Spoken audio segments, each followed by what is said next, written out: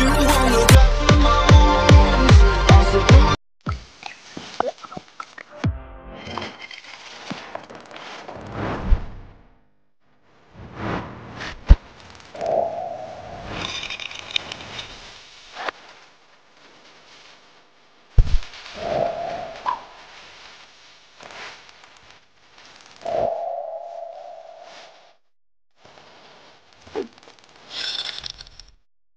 Okay, magandang araw mga ka-sidecar. So ito na, no. So ngayon ipapakilala ko sa inyo si Sir Froilan kasi nandito on the spot dahil nga ito kinabit na natin. Dahil ito na-ready na natin ito nung nakaraang linggo pa.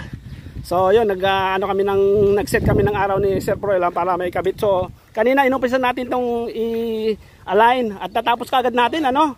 So maraming dinagdag dito Sir Froilan, ano. Ito dahil may nakita siya sa customer natin na ito yung parang extra na upuan. At ito rin, extra sandalan, kaya medyo kakaiba itong ating ginawang sidecar, ano, dahil nakita nga ni Sir Froilan. So yun, nagustuhan niya. So on the spot, pinadagdag niya. Kaya yun, umabot tayo ng alas 4. So yun, kakausapin din natin para si Sir Froilan, ano. Sir Froilan, kumusta? At anong masasabi niyo sa sidecar niyo? Legit, satisfied ako.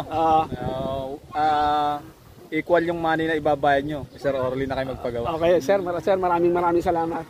So yan, Sir Froilan, ilan natin, no, yung dinagdag mo, ano, yung ano na yun, yung sandalan at saka yung extra upuan, ano. So nakita mo yung kanina dun sa kapitbahay ko, no, on the spot, sabi niya, Orly, gawan mo kagad ako doon. So yun, natin yung request mo, sir, o anong masasabi niyo sa request niyo? Mabilis ang action, Sir Orly, on the spot. So yun, sir, maraming salamat po sa pagtitiwala, no. So enjoy nyo po yung bagong sidecar. At alam nyo na, may sticker naman ako binigay pala sa inyo. So kayo na lang ang bahalang ano. Pero nga pala, no, ito si Sir Froilan pala, bilib ako dito dahil first time hindi niya mag-drive ng sidecar.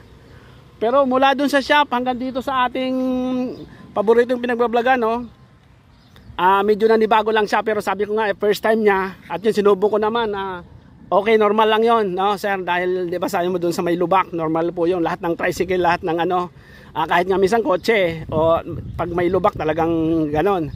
Pero siyempre pag tricycle, 3 lang gulong niyan, so okay lang. So sir, mag-ingat po kayo, no, dahil Santo Tomas kahit pa paano medyo malayo-layo din doon. At saka ito pa sir, first time nyo, kaya ingat, ano.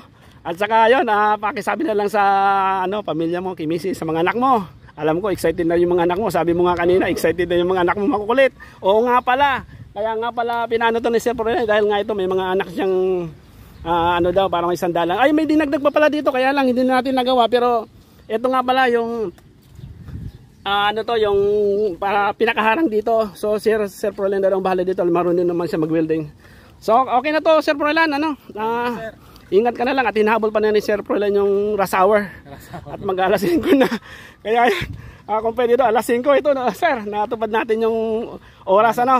Sobra pa. Oo. 15 minutes pa. 15 minutes pa. O yun. Okay Sir Froilan, ano ka na? Thank you, sir. May para ka na. Mahabol mo nga yung oras na dahil nga sa yung traffic nga. Mamaya may traffic na to. Friday Friday. At oo nga pala, Friday pa. Okay, sige.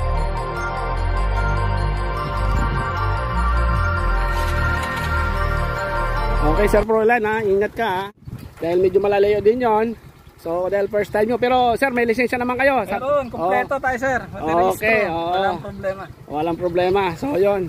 Ayun mga ka-sidecar, may isa na naman taga Santo Tomas ang nagpagawa sa atin at ito Sir Froilan dahil nga pala, pala siya, talagang legit na subscriber at follower natin to, taga-panood, dahil isa siya sa sa atin, nag-suggest na kung pwede daw lagyan ng watermark.